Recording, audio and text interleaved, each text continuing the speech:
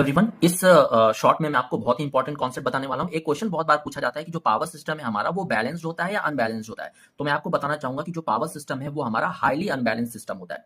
System मतलब क्या होता है? सोर्स और लोड का कॉम्बिनेशन।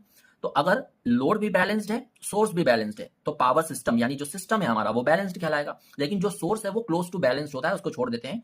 लेकिन जो लोड है वो बहुत ज्यादा अनबैलेंस्ड होता है। लोड बैलेंस कब बोलोगे? जब तीनों फेजेस में बराबर करंट फ्लो हो रही हो और बराबर करंट का फ्लो हो रही होगी, जब बराबर लोड लगा होगा। बट ऐसा होता नहीं है, इसीलिए लोड साइड हमारा हाईली अनबैलेंस सिचुएशन देखने को मिलती है, इसलिए पूरा का पूरा पावर सिस्टम अनबैलेंस हो जाता है। मैं आपको एक एग्जांपल लेके समझाता हूं। मान लीजिए हमारे पास 3 फेज 4 वायर का सप्लाई है।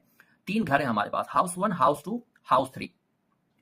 हाउस 1 जो घर है वो मिस्टर रवीश का है, हाउस 2 मिस्टर झालमुड़ी का है और हाउस 3 मिस्टर गुल्लू का है, वही गुल्लू।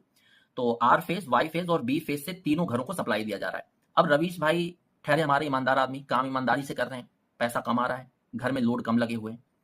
अब झालमुड़ी की बात करें तो ये अपना काम ईमानदारी से नहीं कर रही है, तो इनके घर में थोड़ा बहुत पैसा आ रहा है ना, तो इन्होंने लोड ज्यादा लगा के रखा है। तो आर फेज में कम करंट, उससे ज्यादा करंट वाई फेज में। लेकिन गुल्लू सबसे 2 नंबर का आदमी, ये अपना काम बिल्कुल ठीक से नहीं कर रहा, इसके घर में और ज्यादा पैसा आ रहा है कहीं से, तो इसने ज्यादा लोड लगा के रखा हुआ है। तो बी फेज से और ज्यादा करंट फ्लो होगा, मतलब तीनों फेज की करंट क्या हो गई? बहुत अलग अलग हो गई। मतलब जो लोड साइड है वो क्या हो गया? हाईली अनबैलेंस हो गया। यहाँ पे तो 3 लोड मैंने दिखाए, 3 घर मैंने दिखाए। अब हमारे पावर सिस्टम में तो कितने सारे घर लगे हुए हैं ना, तो हर घर एक जैसा लोड तो नहीं चलाएगा, तो अनबैलेंस लोड, तो अनबैलेंस सिस्टम।